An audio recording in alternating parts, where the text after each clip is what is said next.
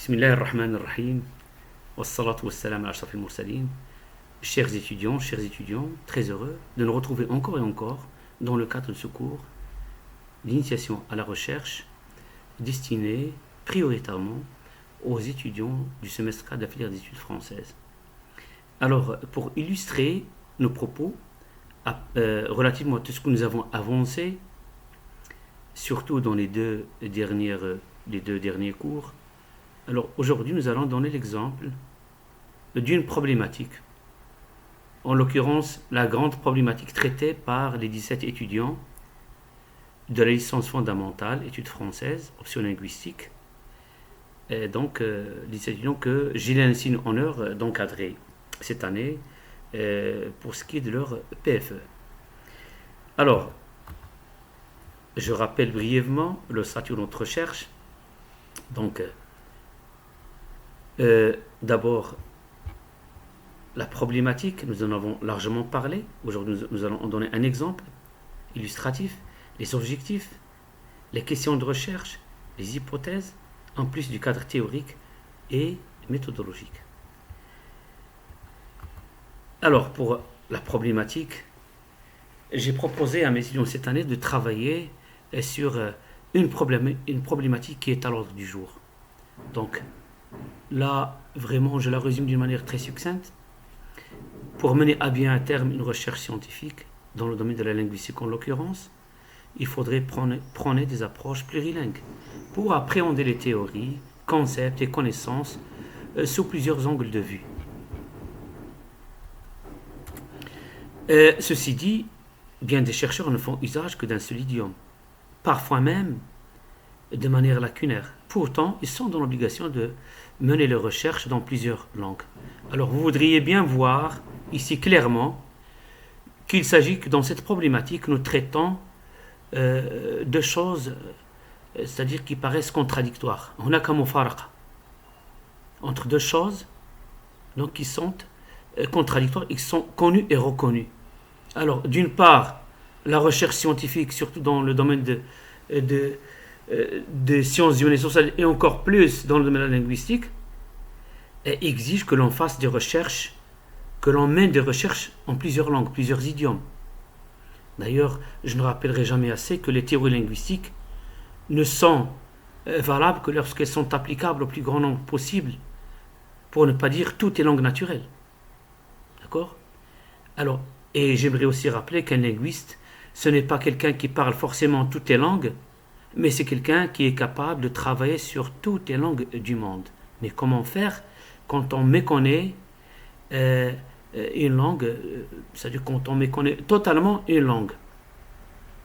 Alors, ceci est d'autant plus délicat que même la langue que nos protégés, c'est-à-dire la langue de travail de nos protégés, qui est le français, même cette langue, vraiment est maîtrisée de manière lacunaire. Bon, ceci caractérise quand même une bonne partie de nos étudiants. C'est un autre sujet que je ne traiterai pas ici. Donc, le point de départ est de mener une recherche. Dans le meilleur des cas, nos étudiants peuvent la mener en une seule langue, le français en l'occurrence, mais les exigences du travail scientifique et académique stipulent que l'on doit mener des recherches en plusieurs langues. Alors comment faire ? On connaît à peine une langue et nous sommes appelés à faire nos recherches sur plusieurs langues. Et il faudrait le faire. Donc c'est ça la plus grande problématique. Alors, cette problématique étant soulignée de manière concise, nous passerons aux objectifs. Ayez toujours présent à l'esprit le schéma général de l'ossature d'un projet de recherche avec en vedette la problématique à laquelle est rattachée ou bien à partir de laquelle on a décliné des objectifs, des questions de recherche et des hypothèses. Alors nous sommes fixés de grands objectifs. Dieu sait qu'il y en a plusieurs, mais nous sommes pour des raisons d'ordre. Ce qui m'intéresse maintenant, c'est que mes étudiants développent une bonne méthodologie et participent aussi à répondre aux problèmes dont souffrent les chercheurs qui sont d'abord. Et ces questions c'est-à-dire ils en souffrent encore. Alors, deux grands objectifs. Donc, un, montrer que les approches monolingues sont insuffisantes et que celles plurilingues demeurent une voie optimale pour faire de la recherche scientifique. L'objectif 2, vous verrez qu'il découle de ce premier. N'oubliez pas, je ne le rappellerai jamais assez, je vous ai proposé une ossature de recherche avec une problématique, 5 objectifs, et fonctionnent chacun comme un triptyque, mais j'ai toujours dit qu'il y a une osmose, non seulement une relation, mais une osmose, une communication, avec, tout se tient. La preuve, c'est que ce deuxième objectif découle logiquement du premier. Alors, montrer que le recours aux approches sociolinguistiques technolectales, c'est-à-dire de manière plus précise, constitue un moyen à la fois efficace et efficient pour mener à bien et à terme des recherches scientifiques en plusieurs langues. Donc vous voyez bien qu'il y a une relation entre ces deux objectifs. Ils ne sont pas posés n'importe comment. Alors, le premier objectif donc souligne que nous ne pouvons mener de recherche scientifique et académique qu'à travers plusieurs langues. Donc, les approches plurilingues demeurent une voie optimale pour mener ces recherches, à l'encontre des approches monolingues qui sont très réductrices.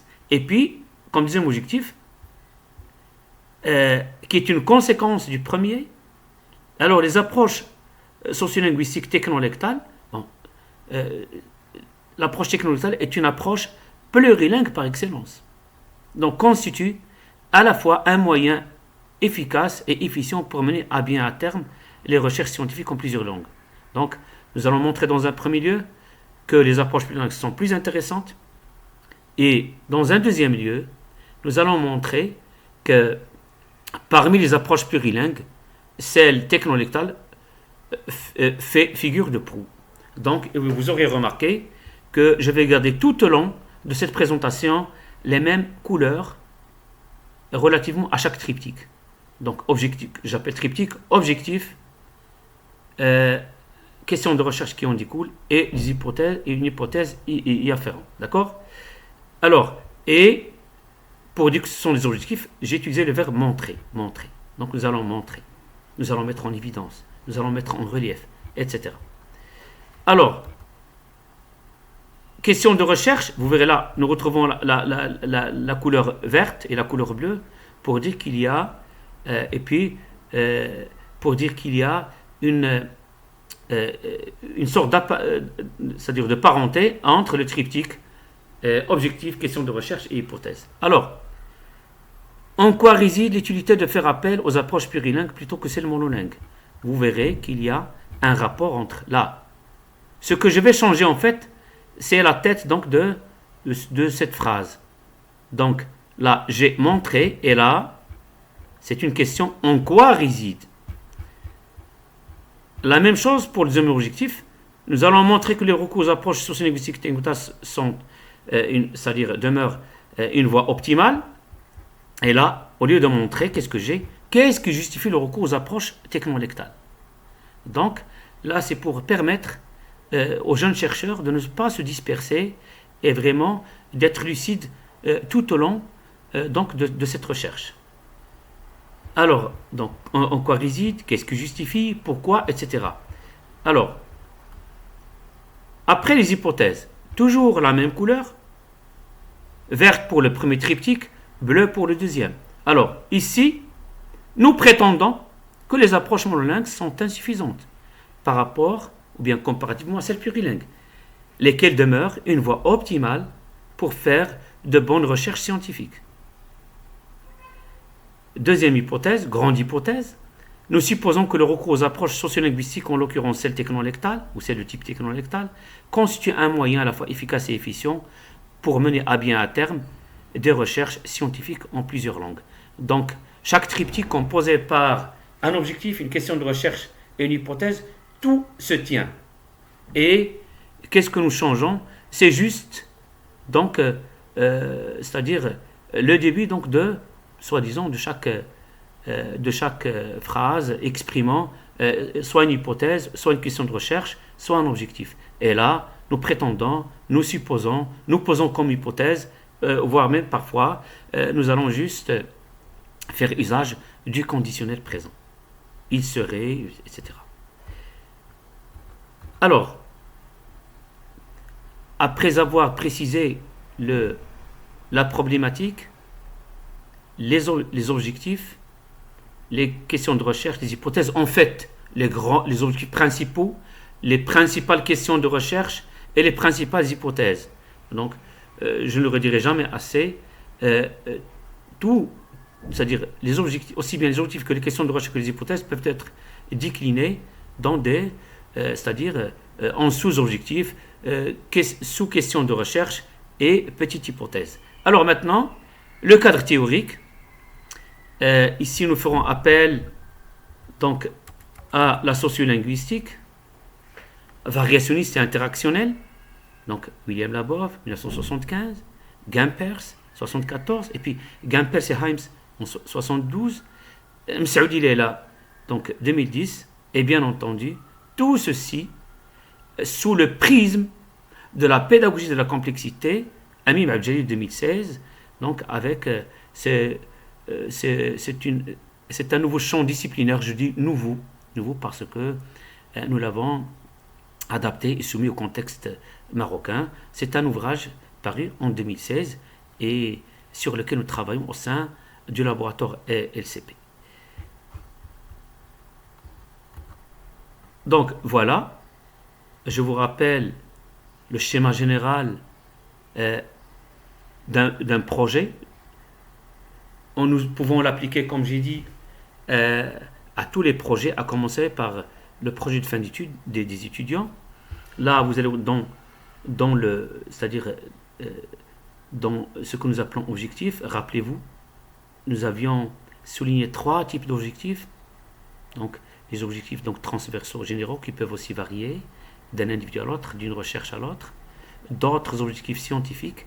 Et là, ce sont des objectifs dans le sens technique du terme, c'est-à-dire relativement à un PFE, d'accord, à une problématique particulière. Donc, c'était le 3e cas des objectifs que j'avais cités. Nous allons donner des moyens. Les moyens, c'est comment faire pour réaliser donc ces objectifs. Donc, bien entendu, c'est à travers, en déclinant ces objectifs en question de recherche, en hypothèse. Nous sommes appelés à répondre aux questions de recherche, infirmer et ou confirmer les hypothèses, et c'est ce que nous allons vérifier au niveau des résultats. À la fin de notre recherche, nous allons nous dire, est-ce que, pour pouvoir dire si ou non nous avons réalisé nos objectifs, et comment était cette réalisation, avons-nous été efficaces? Donc il suffirait tout simplement de voir si nous avons répondu aux questions de recherche, si nous avons confirmé et ou infirmé les hypothèses, et c'est-à-dire à quel degré. Alors, pour voir si nous sommes efficients, quels sont les moyens que nous sommes donnés. Alors là, nous allons entrer un peu dans la méthodologie, sachant que nous sommes un peu limités par le temps, surtout avec ce que nous appelons donc la crise pandémique, qui n'a pas que des points négatifs. Est-ce que nous avons été efficients? C'est-à-dire, comment avons-nous fait pour avoir des résultats? D'accord? Quel temps avons-nous mis pour y arriver? Et quels sont les moyens, les enquêtes et tout? Pour voir si nous avons été, si oui ou non nous avons été donc efficients. Et puis, bien entendu, quel est l'impact de tout ceci sur notre environnement? L'environnement, donc en l'occurrence universitaire, et pour la recherche scientifique, c'est-à-dire dans les contextes marocains, où nous sommes appelés à faire usage de plusieurs langues, et tout ceci imprégné, donc entaché de beaucoup de problèmes, dans la fracture sociolinguistique, l'insécurité sociolinguistique. Et donc, quel est l'impact à quoi va servir tout ceci à nos étudiants, etc. Et puis, bien entendu, là, nous allons montrer à travers cet impact, est-ce que nous avons été pertinents? Est-ce que le fait d'avoir évoqué c'est-à-dire cette question de plurilinguisme, c'est-à-dire et son rôle essentiel, incontournable en matière de recherche scientifique, est-ce que nous avons été pertinents? Moi, je dirais que oui. Je dis que oui. Et puis, à quoi cela va-t-il servir? Ça ne servira pas simplement à nos étudiants en tant que Marocains. C'est un peu le problème donc, de la fracture sociolinguistique, du plurilinguisme. C'est un peu le problème de tous nos confrères, consoeurs, concitoyens africains. D'accord? Et même au niveau mondial, n'oublions pas que d'une manière ou d'une autre, nous devrions rester au diapason de la société postmoderne, la société dite post-industrialisée, celle du troisième millénaire, dont les mots d'ordre sont information et savoir. Donc, savoir, information, c'est à celui qui sait la traiter en temps réel, d'accord, et la transformer en savoir. Je pense là que c'est un champ dans lequel nous devrions nous investir davantage, parce qu'au moins, il a donc l'amabilité donc de concerner quelque chose d'immatériel, qui n'est pas soumise aux aléas de l'économie, de la politique, d'accord, et du bouleversement que connaît le monde. Et c'est quelque chose qui va nous permettre de traiter d'égal à égal avec nos pairs, avec nos semblables de par le monde. N'oublions pas que la question du plurilinguisme est inscrite à l'ordre du jour de cette société du troisième millénaire.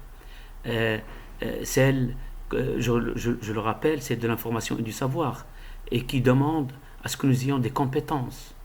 Et parmi ces compétences, celles plurilingues et pluriculturelles font figure de proue. Donc, je pense que le choix de cette problématique est vraiment judicieux pour toutes les argumentations que je viens d'avancer de manière rapide et concise. Alors, ceci dit, donc je vous rappelle un peu la liste des étudiants donc, que j'ai l'honneur dont j'encadre le PFE. Donc il y a des étudiants qui se sont attachés à travailler sur le domaine donc de la sociolinguistique. 2 étudiantes qui travaillent sur la phonétique et la phonologie. 3 autres qui travaillent sur la syntaxe, et 7 autres sur la lexicologie.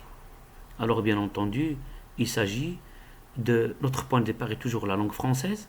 Nous avons choisi des concepts relativement aux composantes que je viens de mentionner, et nous allons voir si le point de départ est la langue française. Nous avons donc souligné des concepts incontournables pour un étudiant de niveau licence, et puis nous allons faire appel à certaines références pour dégager une première donc, définition synthétique d'un concept donné. Alors ces références ne sont pas choisies n'importe comment, et se rapportent soit à des courants linguistiques différents, soit à des époques différentes, etc. Et puis nous allons voir l'équivalent de ce concept et de cette définition synthétique dans d'autres langues, c'est-à-dire à travers ces langues, c'est-à-dire d'autres écoles, d'autres contextes. Et nous allons voir si le passage, et bien entendu, la plupart du temps, je dis la plupart du temps, cette langue cible est méconnue, parfois totalement, ou la plupart du temps totalement, par nos lauréats. D'accord? Et puis nous allons voir si le passage c'est-à-dire du français comme langue source, ce passage vers une autre langue donc cible, ici donc à titre d'exemple, il s'agit de l'anglais, du turc, de l'espagnol, de l'allemand, du hongrois et bien entendu l'arabe standard. Et comment? Donc voilà pour ce qui est donc de nos étudiants. Donc comme à l'accoutumée, donc j'ai demandé à ces étudiants donc de nous soumettre une proposition, et de nous parler un peu de leur problématique. Et donc, je vais vous la présenter tout de suite.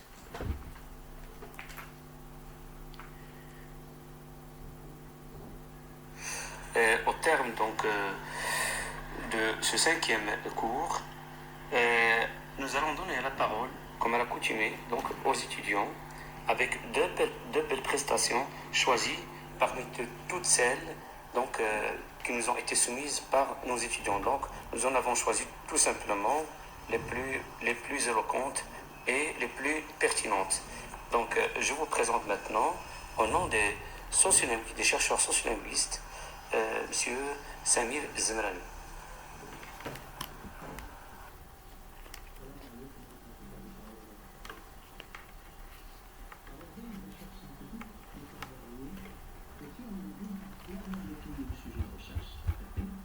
Et d'autre part, su s'approprier le